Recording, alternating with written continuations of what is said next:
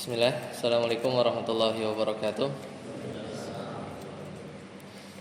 Alhamdulillah, nahmaduhu wa nasta'inuhu wa nastaghfiruh wa na'udzu billahi min shururi anfusina wa min sayyiati a'malina. May yahdihillahu fala mudilla lahu wa may yudlil fala hadiya lahu. Asyhadu an la ilaha illallah wahdahu la syarika lahu wa asyhadu anna Muhammadan abduhu wa rasuluhu la nabiyya ba'dahu. قال الله تعالى في القرآن الكريم أعوذ بالله من الشيطان الرجيم يا أيها الذين آمنوا اتقوا الله حق تقاته ولا تموتن إلا وأنتم مسلمون يا أيها الناس اتقوا ربكم الذي خلقكم من نفس واحدة وخلق منها زوجها وبث منهما رجالا كثيرا ونساء واتقوا الله الذي تساءلون به والأرحام إن الله كان عليكم رقيبا يا أيها الذين آمنوا اتقوا الله وقولوا قولا سديدا يصلح لكم أعمالكم ويغفر لكم ذنوبكم ومن يطع الله ورسوله فقد فاز فوزا عظيما أما بعد. Jamaah sedang salat maghrib di Masjid Al-Ikhlas yang dimuliakan oleh Allah Subhanahu wa taala. Kembali kita lanjutkan pembahasan kita dari kitab Fikih Muyassar. Kita masuk di pertemuan yang ke-20 ya. Sekarang pertemuan ke-20 masih di Al-Babus Sabi' fi Salatil Jama'ati, yaitu dan di bab tentang salat jamaah.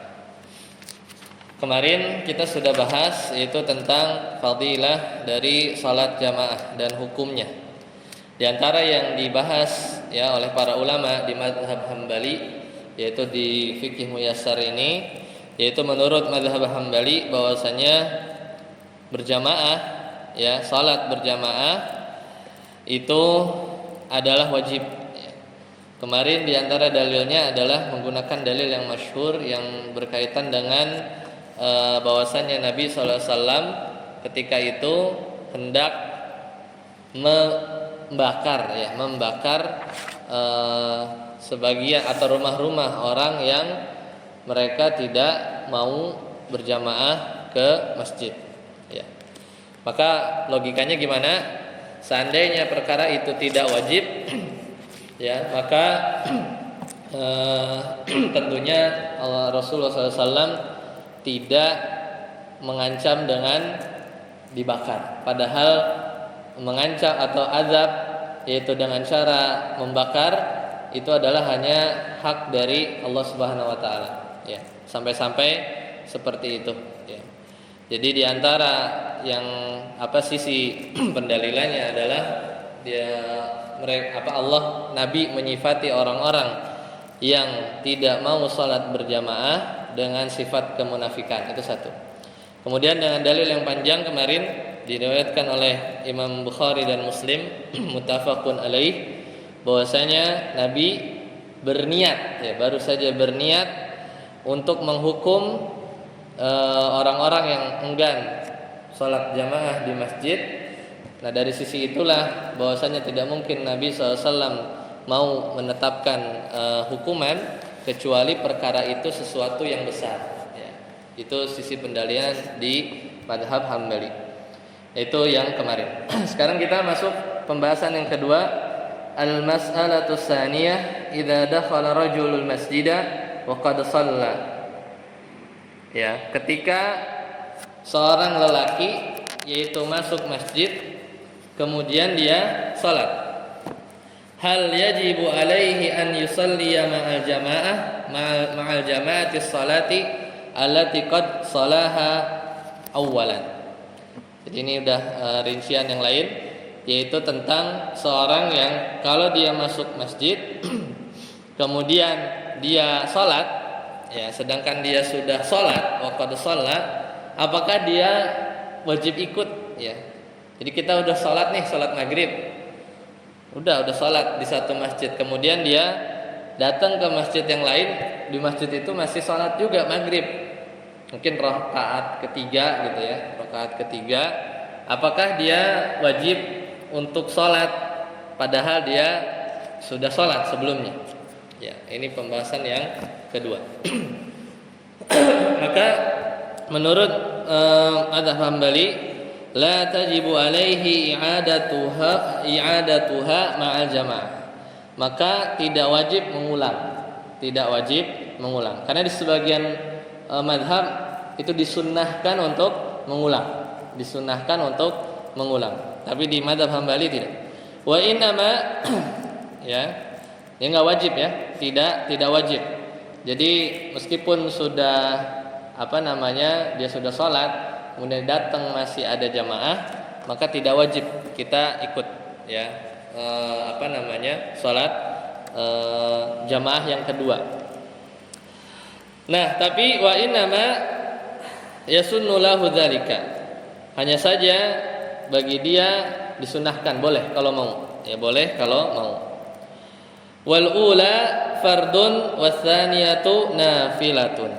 Jadi yang pertama yang sudah dia kerjakan dari salat wajib berjamaah di masjid, kemudian dia datang ya yang kedua, maka yang kedua ini hitungannya adalah sunnah. Ini selaras dengan sabda Nabi sallallahu alaihi wasallam yang diriwayatkan oleh li hadithi Abi Dzar, dari hadis Abu Dzar Al-Ghifari. Qala Rasulullah sallallahu alaihi wasallam, jadi ketika itu Rasulullah sallam pernah bersabda ya, kaifa anta idza kana alaika umara'u yuakhiruna as-shalah. Jadi gimana seorang ketika dia dipimpin oleh para pemimpin yang dia tuh suka mengakhirkan salat an waqtiha, au yumituna sholata, atau bahkan enggak salat an waqtiha, di waktunya. Qultu, maka aku berkata, fama ta'muruni, ya, lalu apa yang engkau perintahkan kepadaku? Jadi nanya ke Nabi sallallahu alaihi wasallam, kalau suatu hari nanti dipimpin oleh seorang pemimpin yang dia salatnya itu di akhir waktu atau bahkan tidak pada waktunya, maka kata Nabi sallallahu alaihi wasallam, sholli as-sholata li waqtiha. Kalau ketemu model begitu keadaannya, maka salat di waktunya. Bisa jadi sendiri. Fa in adraktaha ma'ahum fasalli. Tapi kalau nanti ketemu ya kepada mereka, itu orang yang mengakhirkan salatnya, fasalli, maka salat. Fa innaha lakana filatun. Maka yang salat keduanya itu adalah sesuatu yang sunnah. Ya, ini mungkin terjadi ya di zaman atau Abu Dzar Al-Ghifari ya bertanya tentang sesuatu yang mungkin terjadi. Ya, jadi kalau terjadi seperti itu, salat di waktunya, kemudian kalau ketemu mereka ya di kali kedua untuk salat, maka salat, karena fa innaha laka nafilah, maka bagi kamu itu pahala sunnah. Selanjutnya al-mas'alatu tsalisah, yang ketiga, ya bagian yang ketiga, masih tentang perkara salat jamaah. Aqallu ma tan'aqidu bihil jamaah. Ini biasa sering ditanyakan. Paling sedikit ya jamaah itu harus berapa orang? Berapa? 2 ya, 2. Ya, kita lihat kalau di madzhab Hambali seperti apa. Aqallu jama'ati itnani bila khilaf. Ya, jadi jumlah salat jamaah paling sedikit itu adalah 2 bila khilafin, tanpa khilaf. Liqaulihi sallallahu alaihi wasallam li Malik bin al-Hawarith, ya, idza hadarta salata fa'adzina thumma uqima. Ya. Jadi dalilnya itu hadis yang diriwayatkan oleh yang muttafaqun alaih, yaitu Imam Bukhari dan Muslim. Kalau salat, yang kau salat, melaksanakan salat, fa'adinna, kemudian Oh, idza hadaratis shalah, apabila salat itu sudah tiba, fa'adzin, maka kumandangkanlah azan. Summa uqima, kemudian qomatlah. Wal yu'awwamakuma, ya, dan kemudian wal ya'ummakuma akbarukuma, ya, dan hendaklah orang yang lebih tua, ya, dari sisi umur itu yang menjadi imam. Ya, di sini kebetulan lafaznya itu adalah domirnya dua, ya, domirnya dua. Jadi wal ya ummakuma akbarukuma. Jadi minimal, ya, dua orang sudah terpenuhi. Meskipun di sini ada faedah lain terkait imamah, itu dianjurkan yang lebih tua. Cuman di sisi pendalilan bahwasanya yang jumlah dua orang minimal itu kadar sah untuk sholat berjamaah, itu menggunakan hadis yang sama. Ya, jadi karena di sini kebetulan menggunakan domir kuma, ya. Itu yang dibawakan oleh para ulama di kitab fikih muyassar ini. Selanjutnya al-mas'alatu rabi'ah, bagian yang keempat. Nah, ini tentang kadar minimal kita mendapatkan rakaat, ya. Kadar minimal kita mendapatkan rakaat. Bima tudrikul jamaah, ya. Sekadar berapa, ya, kadar kita mendapatkan jamaah. Maka kata para ulama, yaitu biidraki rakaati minas shalah, yaitu ketika mendapatkan satu rakaat. Kapan satu rakaat itu? Wa min adrakir ruku'i ghairi syakkin adrakar rakaah.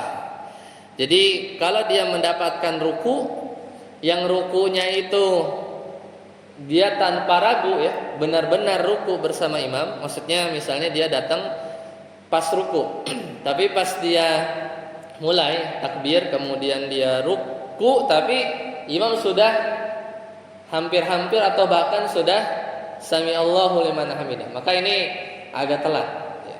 Jadi dia harus dapatkan ruku yang sempurna bersama imam. Meskipun dia tidak membaca Al-Fatihah, ya, di rakaat itu, maka terhitung, ya, itu kadar minimalnya. Maka kata para ulama, ya tadi, ya, disyaratkan tanpa ragu. Watma'anna, dia tumaninah. Berarti tumaninah itu kadar minimalnya adalah dia bisa membaca satu zikir di gerakan tersebut. Dapat satu zikir di gerakan yang bagian dari rukun salat, maka itu dikatakan tumaninah. Jadi tumaninah itu kadarnya seperti itu. Summa, ya, taba'a, kemudian dia ikut imam. Li hadits Abi Hurairah, ini berdasarkan hadis dari Abu Hurairah, idza ji'tum ila salati wa nahnu sujudun fasjudu. Jadi kalau kalian datang dalam salat sedangkan kami sedang sujud, fasjudu, maka sujudlah kalian. Wala ta'duha syai'an wa min adraki rak'atin faqad adraka shalah. Jadi kalau dia dapatkan satu salat, ya, satu rakaat, maka dia sudah mendapatkan satu rakaat. Ya, rakaat salat itu dia dapat. Jadi kalau sujud, ya, hitungannya enggak, ya. Wala ta'duha syai'an. Jadi itu enggak dianggap, ya, kalau datangnya sujud, maka kalau dia datang tadi, ya, di batas minimal ruku, maka dia masuk hitungan rakaat tersebut. Itu kadar minimal kita dapati salat jamaah. Padahal hadisnya itu adalah di hadis yang lain, sahabat itu mulai ruku dari pintu, ya, dari pintu. Nabi nggak tahu, cuman diberitahu oleh Allah Subhanahu Wa Taala, ya, sahabat itu jalan, kemudian setelah salam Nabi mengatakan siapa yang melakukan hal demikian. Ya. Jadi dari jauh ya, dari Masjid Nabawi zaman dulu tidak seluas sekarang ya. Tapi ditegur oleh Nabi SAW, tapi tidak disuruh diulang. Ya. Ditegur perbuatan itu karena rukunya dari jauh dan jalan gitu ya. Kemudian pas salam ya, Nabi bertanya siapa yang melakukan demikian. Padahal Nabi nggak lihat, tapi Nabi dikasih tahu. Ya. Tapi sahabat tersebut tidak disuruh nambah rakaat, berarti masuk. Ya. Berarti masuk di kadar 1 rakaat karena dia ikut ruku bersama. Cuman yang dilakukannya tidak boleh diulangi lagi, yaitu yang ruku sambil jalan, ya, sambil jalan, gak mau ketinggalan, ya, tidak mau ketinggalan. Itu di hadis yang lain. Al-mas'alatul khamisah, yaitu bagian yang kelima, yaitu tentang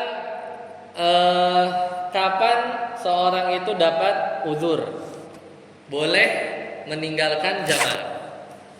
Maka yu'adzirul muslimu bitarkil jamaah fil ahwalit tali, ya, fil ahwalit taliyah. Seorang muslim itu boleh mendapatkan uzur untuk meninggalkan sholat jamaah. Kurang lebih di sini sebutkan ada 8, yaitu kalau kondisinya pada kondisi-kondisi berikut. Yang pertama, al-maridu mardan, yaitu orang yang sakit, yalhaquhu minhu masyaqqah, yang dia itu sangat berat, masyaqqatun, ya. Lau dhahaba ila jamaah, kalau seandainya dia pergi mendatangi jamaah. Ini sakit yang berat. Jadi kalau sakit yang dia tidak ada beban, masyaqqah yang berat, meskipun dia mesti hadir ke sholat jamaah, maka tidak termasuk. Yaitu dalilnya yang dikatakan firman Allah Ta'ala di surat Al-Fath, surat Al-Fath ayat 17. Allah Ta'ala berfirman, laisa 'alal a'ma harajun wala 'alal a'raji harajun. Ya, jadi tidak ada dosa bagi orang-orang yang buta, yaitu a'ma, wala 'alal a'raji haraj, dan juga tidak pula dosa bagi orang-orang yang a'raj. A'raj itu pincang. Ya, jadi berdasarkan firman Allah tersebut, maka yang masyaqqahnya besar ya, yang barulah dia mendapatkan uzur. Nanti kita lihat, mungkin ada pernah dengar hadisnya kaitan dengan Abdullah ya Ibnu Ummi Maktum. Beliau buta ya, tapi ditanya apakah mendengar azan, suruh datengin juga. Suruh datengin juga. Tapi nanti kita lihat ya, apakah di madzhab Hambali ya menggunakan dalil tersebut sebagai udzur. Nah, tapi sebelum itu Nabi sendiri, Nabi SAW pernah tidak salat berjamaah di masjid. Kapan? Ketika Nabi SAW sakit. Yaitu ketika beliau bersabda, "Muru Abu Bakrin falyusalli bin nas." Itu suruhlah Abu Bakar As-Siddiq untuk mengimami orang-orang salat. Ya, jadi pernah Nabi juga tidak mendatangi salat jamaah karena sakit yang berat, ya, sakit yang berat.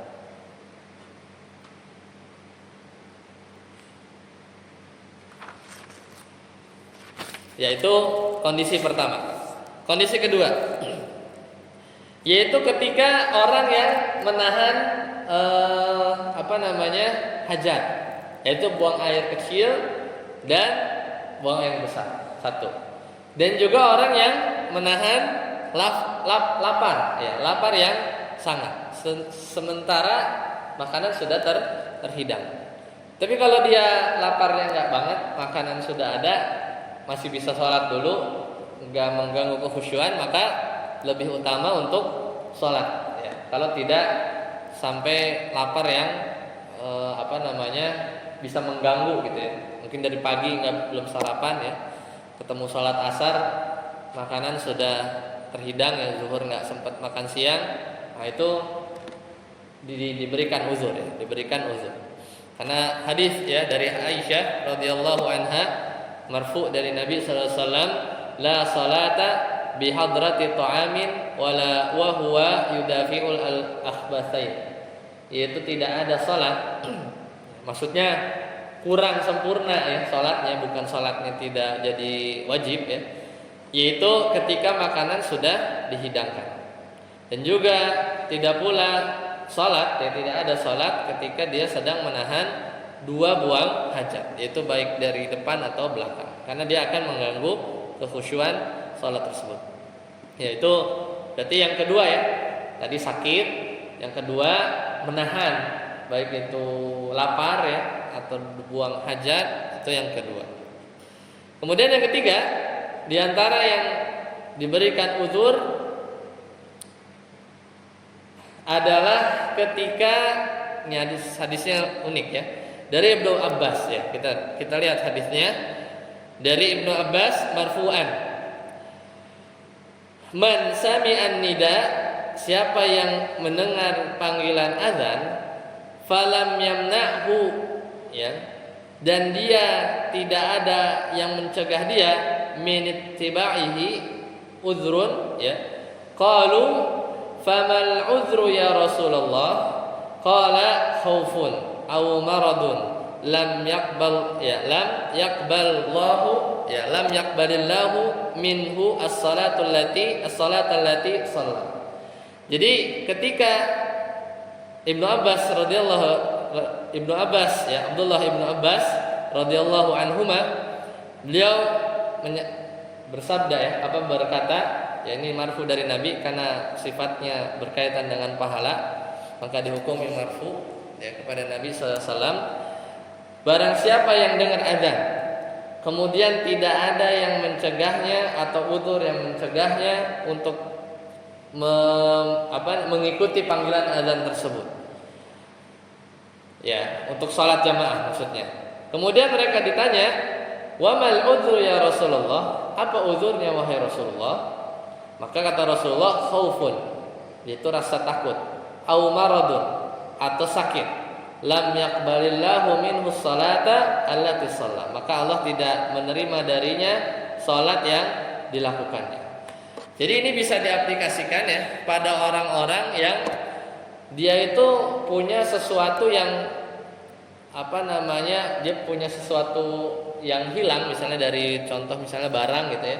Dia punya contoh barang yang hilang, yang mana dia tuh ada potensi bisa ketemu ya. Atau kebalikan, dia punya rasa takut akan hilangnya harta yang mungkin dia kalau dia misalnya pergi ya ke masjid atau untuk menghadiri jamaah, ada satu hal yang mungkin sangat urgent yang kalau ditinggal bisa hilang, atau kalau dia pergi kesempatan untuk mendapatkan sesuatu yang pernah hilang itu hilang ya. Jadi kondisinya apa ya? Kalau motor mah enggak ya, bisa dikunci ya. Kalau motor bisa dikunci, mungkin kondisinya ya? Mungkin ada bencana ya. Ini ilustrasi aja ya. Ada bencana, kemudian mungkin di Palestina atau yang lain, misalnya bencana kekeringan atau apapun. Kemudian udah lama nggak makan ya, 1-2 hari, datang bantuan makanan pokok, sedangkan orang di rumah udah kelaparan lah, udah tinggal. Kemudian dia tahu ya, kalau dia hilang tidak ambil kesempatan ini, udah habis ya, dia nggak dapat, dia akan kelaparan dan bisa hilang kesempatan yang berkaitan dengan makanan pokok ya, atau terjadi sesuatu lah yang lebih bahaya dari itu, tapi dia harus luput ya dari salat jamaah. Ini termasuk udzur dia tidak hadir ya di masjid ya. Tapi rasanya kondisinya ya mungkin saja terjadi dan itu termasuk udzur ya, Atau takut ada bahaya ya yang menimpa makanan dia. Misalnya kalau makanan yang diambil Kayaknya enggak ya, kalau kita berserikat makanan dengan hewan nggak ada ya. Yang hewan bisa ngambil makanan kita, mungkin daging kali ya. Tapi kan jarang ya ada hewan yang dia tuh malah ngincar makanan kita. Mungkin orang-orang jahat lah. Cuman paling mudah ilustrasinya yang tadi. Jadi dia hilang kesempatan. Intinya ketika dia pergi pasti dia nggak akan konsen. Sama kayak nomor 2. Ilatnya itu dia akan tidak khusyuk ya, tidak mampu untuk menunaikan sholat jamaah di masjid secara maksimal. Atau ini di sini kalau di kitab ini dicontohkan wa kadza kullu khaifin ala nafsihi aw malihi aw ahlihi wa waladihi fa innahu yu'adziru bi tarkil jamaah. Termasuk juga itu setiap orang yang takut akan keamanan dirinya. Mungkin ini yang di Palestina lebih agak cocok lah. Terhadap hartanya, terhadap keluarganya, terhadap anak-anaknya, kalau dia tinggalin keluar aja pergi, tiba-tiba keamanan orang-orang yang ada di tanggungannya, bahkan dirinya sendiri mungkin ya, kalau dengar cerita-cerita mereka itu gimana sholat di masjid ya, masjidnya juga dihancurin gitu kan, seperti itu ya, masjidnya aja udah jadi target kaum Zionis. Ini termasuk uzur, jadi bisa kerjakan di area-area yang lebih aman. Ini kan pembahasannya adalah ya tentang sholat jamaah, karena berbeda bab sholat jamaah dengan bab sholat jamaah di masjid. Itu sesuatu yang beda. Ini bab berjamaahnya ya, berjamaahnya. Tentunya kalau di zaman Nabi SAW berjamaah di masjid, ya berjamaah di masjid. Jadi memang agak tercampur. Cuman di sini yang dimaksud adalah berjamaah, karena sangat ditekankan. Itu yang ketiga. Itu memang contoh yang ekstrim. Bahkan yang lebih tidak ekstrim, yaitu kondisi-kondisi termasuk udzur adalah hujan, ya, hujan yang deras, lumpur, ya, salju, ya, angin yang kencang. Ini kondisi yang membahayakan. Bahkan itu lebih ringan daripada nomor yang 3 tadi atau dalam kondisi peperangan. Itu termasuk udzur, ya, termasuk udzur. Kalau dia tetap salat jamaah pun, ya kalau memang itu yang dipilih, ya, itu yang dipilih, maka tidak masalah, ya, tidak masalah, karena termasuk udzur. Ya, kemudian, ya, yang kelima, ya. Nah, yang kelima ini lebih tidak ekstrim lagi. Kalau tadi kan kondisi eksternal ya. Bahkan yang kelima termasuk yang uzur meninggalkan sholat jamaah itu adalah husulul masyaqqati bi tatwilil imam, yaitu ada masyaqqah, rasa berat yang sangat gara-gara imamnya kepanjangan baca. Ini terjadi di zaman Nabi SAW ketika Mu'adz bin Jabal. Ketika Mu'adz bin Jabal, li'anna rajulan shalla ma'a Mu'adz, jadi ada seorang lelaki salat bersama Mu'adz. Ini biasanya gitu. Kalau konotasinya itu agak kurang bagus, siapa orangnya yang akhirnya keluar ya dari jamaah, itu biasanya enggak dikasih tahu siapa namanya. Tapi Mu'adznya iya, Mu'adznya karena terkenal. Karena kan konotasinya kalau dia pindah, ya bahkan kan dibilang munafik kan, diadukan oleh Mu'adz ya. Orang ini ngadu kepada Nabi SAW. Mu'adz bilang dia keluar jamaah, ya karena sholat isya kondisinya, sholat isya dan bacanya cukup panjang, akhirnya keluar. Itu termasuk uzur, ya termasuk uzur. Memang kalau ada masyaqqah. Jadi seorang lelaki yang sholat bersama Mu'adz, thumma infarada, kemudian dia sholat sendiri, fa shalla wahdah, ya, maka dia sholat sendirian, ya, padahal sedangkan ya ketika Mu'adz itu panjang ya bacaannya, kemudian Nabi SAW tidak mengingkari, ya.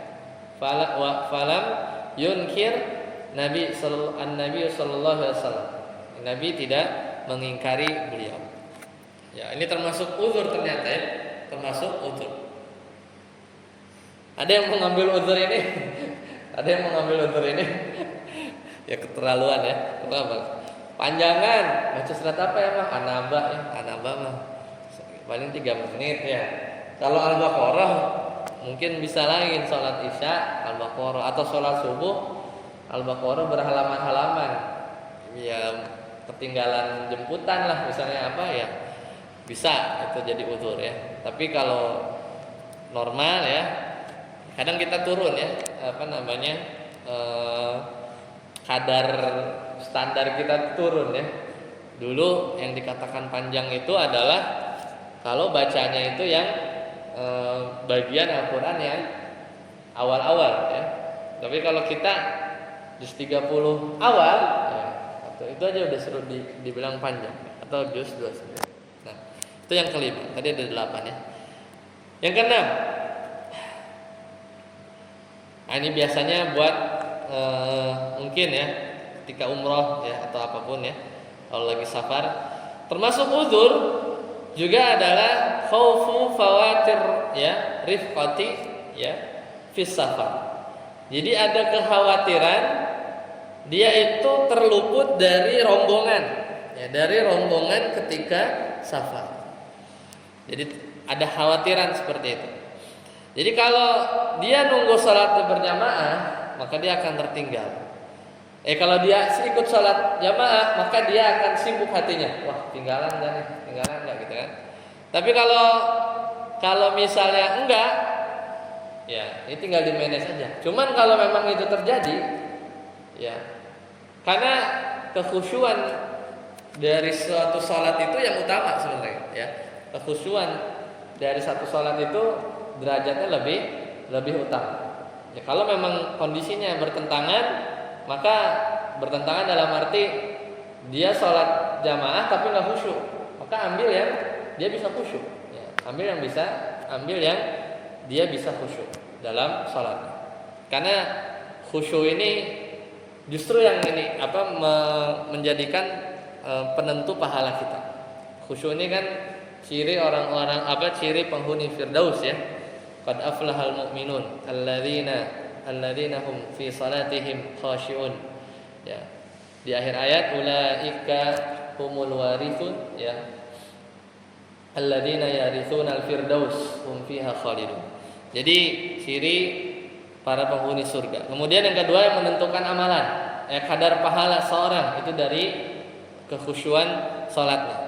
Jadi kalau itu tidak tercapai ya dalam sholat berjamaahnya ya, termasuk juga dapat sholat jamaah plus imamnya misalnya bacaannya amburadul, makin gak khusyuk, makin bingung dia sholatnya sah apa enggak, maka itu udzur untuk keluar ya,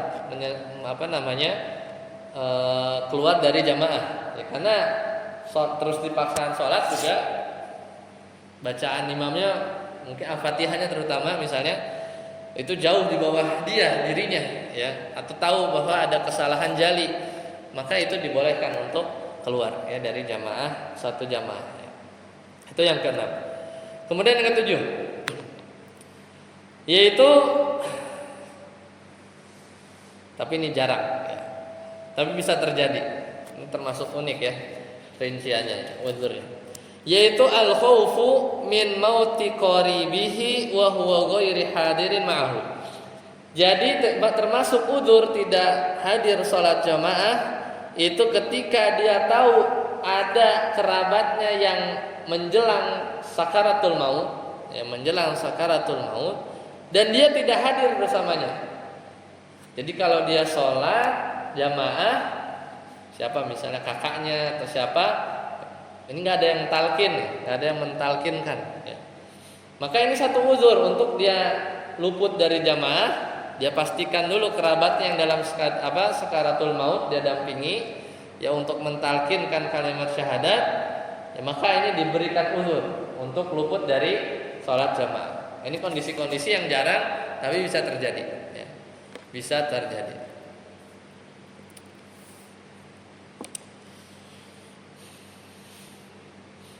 Nah yang ke-8 ini agak menarik ya.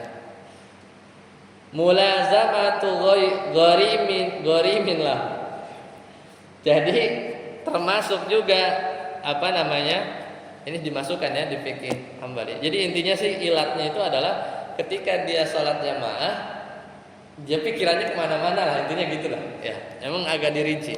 Yaitu ketika dia diikutin sama orang yang ngasih hutang ke dia. Bahasa kitanya apa ya? Apa namanya? Debt collector ya. Debt collector. Ghorimin lahu. Yaitu diikuti oleh pemberi hutang. Wala syai'a ma'ahu, ya. Dan dia nggak punya untuk sesuatu untuk melunasinya. Falahu tarku jama'ati lima yalhaquhu minal, ya, adhiyah, ya, bima talibatil gharimi wa mulazamatuhu iya.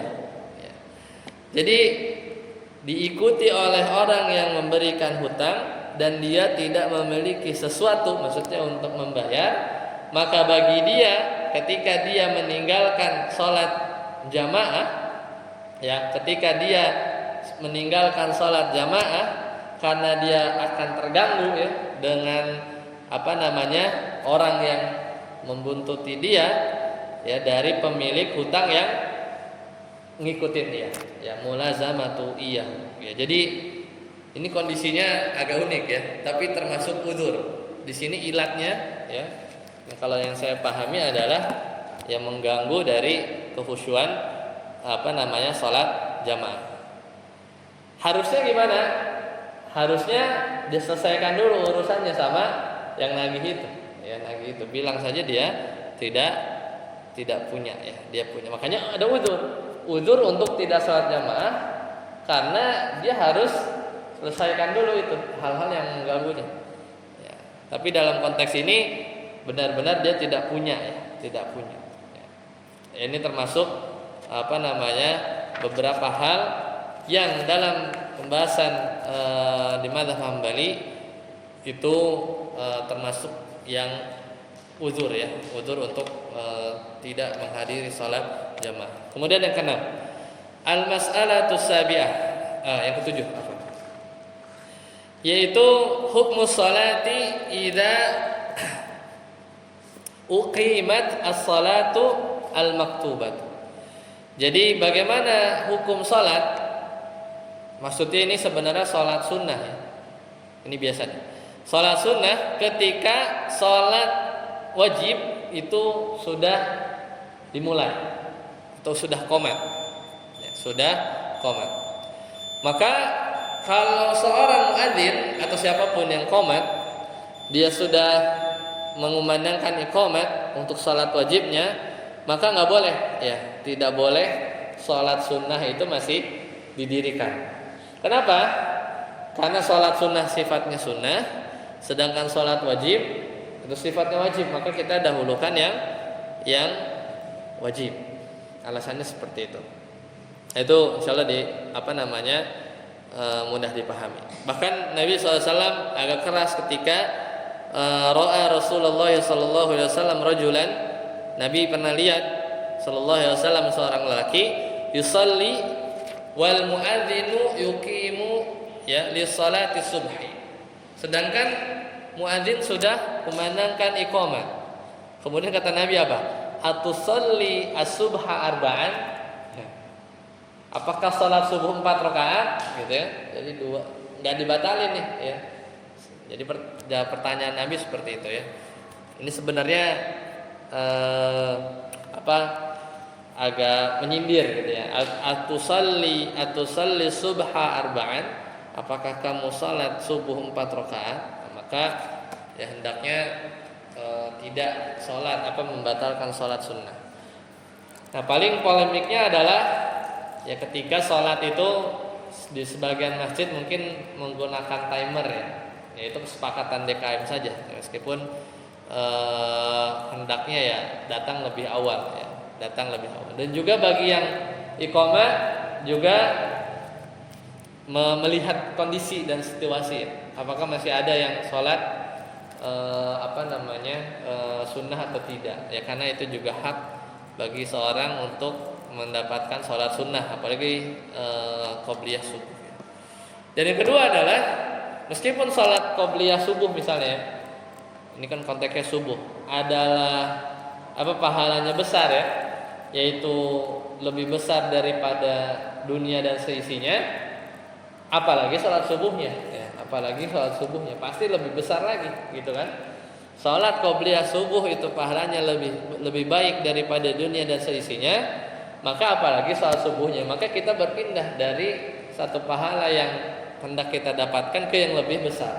Karena nggak mungkin pahala sholat subuh itu lebih rendah daripada sholat qobliyah subuhnya. Ya, tidak mungkin. Baik, sampai sini dulu. Silakan jika ada pertanyaan. Kita selesai di bab tentang sholat jamaah. Insyaallah nanti kita lanjutkan tentang bab imamah, yaitu tentang imam.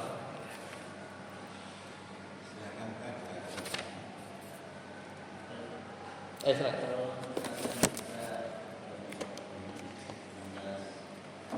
Komat.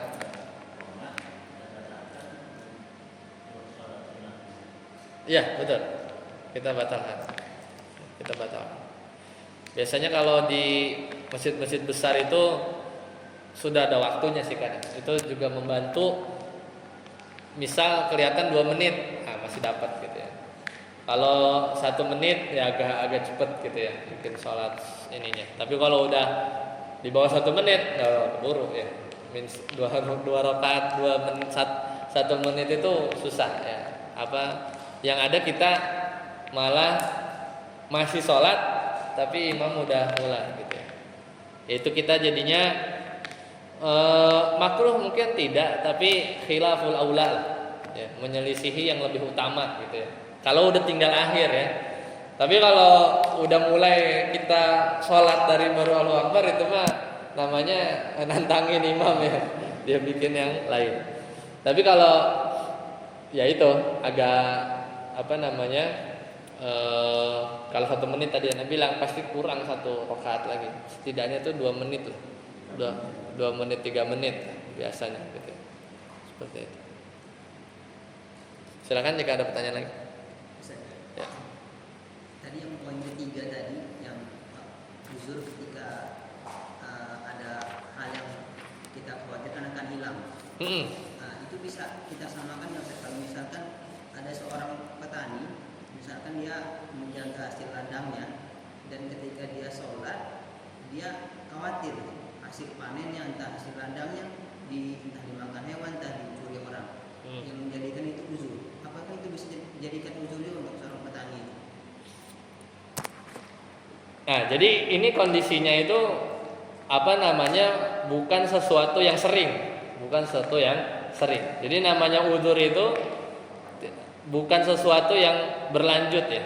Kalau dalam konteks yang takut ini, ketika dia tahu bahwasanya itu akan menjadikan sebab ya, dia seorang itu tidak fokus nanti ketika berjamaah, apalagi jauh dan yang lain-lain, ya maka itu hendaknya dikondisikan. Tapi kalau kondisinya memang nggak ada orang yang minta tolong, tidak ada cara apapun ya, yang sehingga hasil panennya itu tidak ada yang menjaga atau yang lain, ya tergantung kondisi ya. Apakah itu akan memudaratkan dia dalam waktu yang banyak ya, dalam jumlah yang besar atau tidak. Tapi kalau hal itu hanya sedikit gitu ya, itu hanya sesuatu yang mudaratnya kecil ya, sedangkan dia kehilangan pahala yang besar dari sholat jamaah, tentunya itu tidak selayaknya dijadikan pilihan. Tapi bisa ya dalam kondisi yang memang saat itu memang pas ya, dia tidak ada pilihan lain gitu ya. Sedangkan mungkin itu petani hasil panennya itu amanah ya, bukan milik dia sendiri, itu bisa jadi ya. Jadi masalahnya dia ketika berangkat ya, dengan ada gak mungkin lah biasa seorang petani itu meninggalkan begitu aja gitu ya. Jadi dia nggak bakal sholat kayak gitu kan, nggak bakal sholat. Tapi kalau kondisinya ya memang tidak ada lagi ya udah, dia setelah tahu itu pasti dia juga kan hanya sholat. Misalnya dia harus pergi kemana gitu kan? Ya, kenapa tidak menjadikan hal yang lain ya? Atau misalnya dia perlu juga pulang ke rumahnya, apakah hasil ladangnya itu juga harus menjadikan uzur sehingga dia tidak bisa pulang? Kan enggak, pasti dia akan melakukan cara-caranya. Tapi kalaupun iya, maka ya uzur, yaitu pada kondisi yang dia memang tidak ada opsi yang lain sehingga dia harus luput dari sholat jamaah, misalnya untuk menyelesaikan dulu bagiannya, menyelesaikan dulu hasil taninya agar kembali agar sudah aman gitu ya dari yang dia khawatirkan. Setelah itu dia pergi untuk sholat jamaah. Intinya seperti itu ya, jadi bukan sesuatu yang terus menerus. Wallahu a'lam bishawab. Ada lagi, silakan.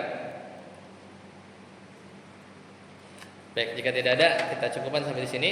Subhanakallahumma bihamdika, asyhadu an la ilaha illa anta, astaghfiruka wa atubu ilaik. Assalamualaikum warahmatullahi wabarakatuh.